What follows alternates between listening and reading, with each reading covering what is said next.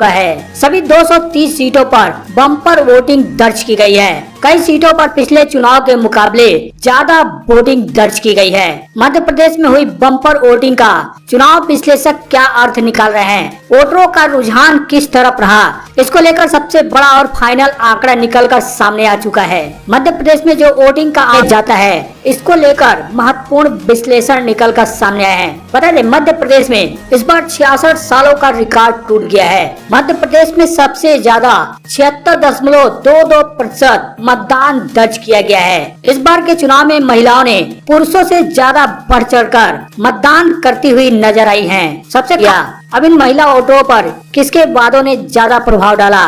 क्या भारतीय जनता पार्टी के लाडली बहना योजना ने ज्यादा प्रभाव डाला या फिर कांग्रेस के वादों ने ज्यादा असर डाला, जिसमें महिलाओं को 1500 रूपए, 500 रूपए में गैस सिलेंडर, 100 यूनिट बिजली फ्री? तो क्या इन महिलाओं के दम पर एक बार फिर क्या मध्य प्रदेश में भारतीय जनता पार्टी की सरकार बनने जा रही है, या जो कांग्रेस दावा कर रही है कि वो भारी बहुमत के साथ सत्ता में वापसी कर रही है? क्योंकि इस बार मध्य प्रदेश में भारतीय जनता पार्टी ने जहां 22 महिलाओं को टिकट दिया था, तो वहीं कांग्रेस ने 6 महिला प्रत्याशियों को टिकट दिया और अन्य ने 2 महिला प्रत्याशियों को टिकट दिया था। इस बार 68 करोड़ पुरुष वोटर थे और जो फर्स्ट टाइम वोट देने वाले थे उनमें 22.36 लाख लोग थे। मध्य प्रदेश में कुल 5.6 करोड़ वोटर हैं। तो क्या इन महिलाओं के दम पर ही भारतीय जनता पार्टी सत्ता में वापसी करने जा रही है, या फिर जिस तरह से कांग्रेस दावा कर रही है कि वो भारी बहुमत के साथ सत्ता में वापसी कर रही है? इसी को लेकर महत्वपूर्ण विश्लेषण निकलकर सामने आया है। जहां एक तरफ छिंदवाड़ा से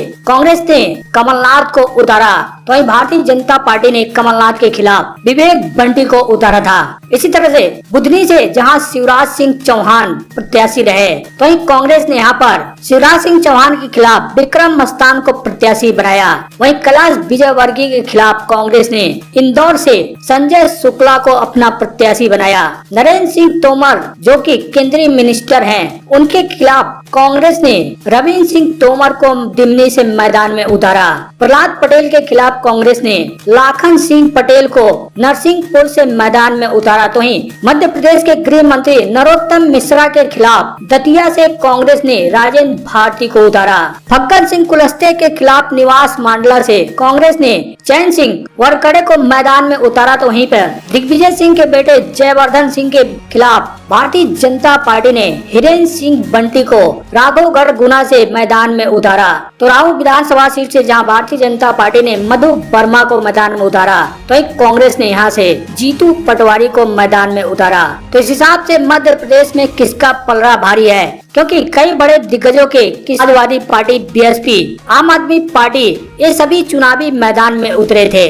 जहां कांग्रेस ने 230 सीटों पर अपने प्रत्याशी उतारे थे, तो आम आदमी पार्टी ने 69, समाजवादी पार्टी ने 45, जेडीयू ने 5 और बसपा ने भी कई उम्मीदवार यहाँ पर उतारे थे और बड़े बड़े नेताओं के वोट काटने का काम किया। क्योंकि 2018 के चुनाव में भी सपा और बसपा ने कई इलाकों में बड़े बड़े नेताओं के वोट काटे थे। क्योंकि 2018 के चुनाव में जहां समाजवादी पार्टी ने 11 सीटों पर अपना असर छोड़ा था, तो वहीं बहुजन समाजवादी पार्टी ने भी 56 सीटों पर अपना असर छोड़ा था। क्योंकि 2018 के चुनाव में कई सीटों पर बहुत ही क्लोज फाइटिंग हुई थी, जहां 9 सीटों पर 4000 से 5000 वोटों के अंतरों से जीत हार हुई थी। तो वहीं 7 सीट पर 3000 से 4000 वोट के अंतरों से जीत हुई थी। वहीं 12 सीटों पर 2000 से 3000 वोट के अंतरों से जीत हार का फैसला हुआ था। तो वहीं 8 सीट पर 1000 से 2000 वोट के अंतरों से जीत हार का फैसला हुआ था। 10 सीटों पर मात्र 1000 वोट का अंतर था। 1000 वोटों के अंतरों से जीत हार का फैसला हुआ था और 46 सीटों पर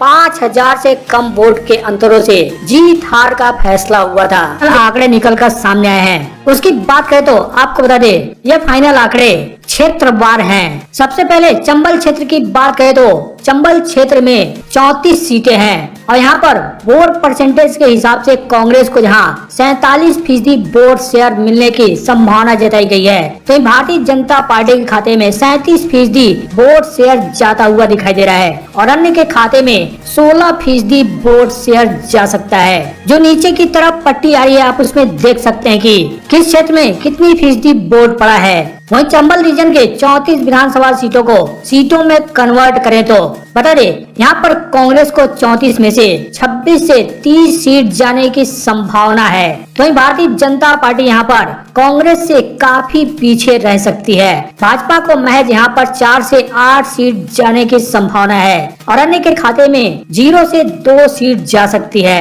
इसके बाद बघेलखंड क्षेत्र की बात करें तो बघेलखंड में बता दें 56 सीटें हैं। इन 56 सीटों में से कांग्रेस के खाते में वोट परसेंटेज के हिसाब से यहाँ 44% वोट शेयर कांग्रेस के खाते में जाता हुआ दिखाई दे रहा है। तो भारतीय जनता पार्टी के खाते में 39% वोट शेयर जाने की संभावना जताई गई है। वहीं अन्य के खाते में 17% वोट शेयर जा सकता है। बघेलखंड क्षेत्र में सीटों के लिहाज से देखें तो 56 सीटों में से यहाँ कांग्रेस को 32 से 36 सीटें मिलने की संभावना जताई गई है। तो भारतीय जनता पार्टी 19 से 23 सीटों पर सिमट सकती है, यानी कि यहाँ भी भारतीय जनता पार्टी से कांग्रेस आगे निकलती हुई दिखाई दे रही है और अन्य के खाते में 0 से 3 सीट जाने की संभावना जताई गई है। इसके बाद दोस्तों महाकौशल क्षेत्र की बात करें तो यहाँ पर विधानसभा की 42 सीटें हैं। वोट परसेंटेज के लिहाज से देखें तो कांग्रेस को जहाँ 45% वोट शेयर मिलने की संभावना जताई गई है,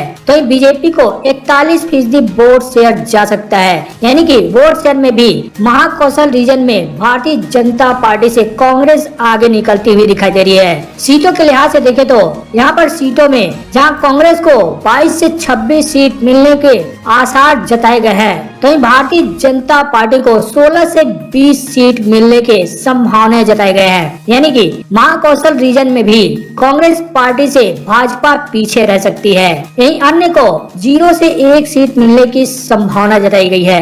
वहीं भोपाल रीजन की बात करें तो बता दें कांग्रेस के खाते में यहाँ पर वोट शेयर के लिहाज से देखें तो 41% वोट शेयर कांग्रेस के खाते में जा सकता है। वहीं बीजेपी के खाते में 48% वोट शेयर जाने की संभावना है। भोपाल रीजन क्योंकि शहरी रीजन है, इसलिए माना जा रहा है कि भारतीय जनता पार्टी यहाँ पर कांग्रेस से आगे निकल सकती है।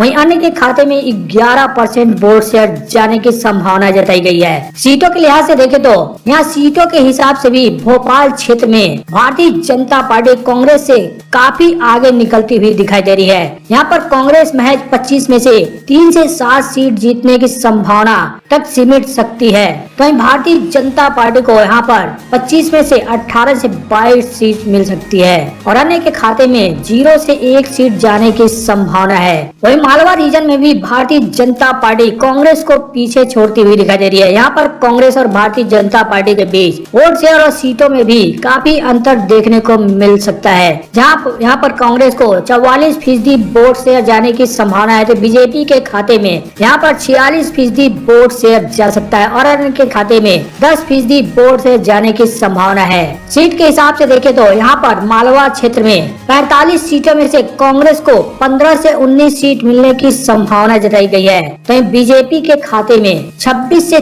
30 सीट जा सकती है, यानी कि भाजपा कांग्रेस से 1.5 गुना सीट यहाँ पर हासिल कर सकती है और अन्य के खाते में 1 सीट जाने की संभावना जताई गई है। वहीं निमाड़ क्षेत्र की बात करें तो यहाँ कांग्रेस भाजपा से वोट शेयर में आगे निकलने की संभावना जताई गई है। कांग्रेस को यहाँ पर 45% वोट शेयर मिल सकता है, तो वहीं बीजेपी को 43% और अन्य के खाते में 12% वोट शेयर जाने की संभावना जताई गई है। निमाड़ की 28 सीटों में से कांग्रेस को जहाँ 14 से 18 सीट मिलने की संभावना जताई गई है, तो बीजेपी के खाते में 10 से 14 सीट जाने की संभावना है, यानी कि निमाड़ रीजन में भारतीय जनता पार्टी और कांग्रेस के बीच कांटे का मुकाबला हो सकता है। वहीं अन्य के खाते में 0 से 1 सीट जाने की संभावना जताई गई है। सभी 230 विधानसभा सीटों के फाइनल आंकड़ों की बात करें तो भारतीय जनता पार्टी और कांग्रेस के बीच कांटे का मुकाबला देखने को मिल रहा है, जहां यहाँ पर कांग्रेस को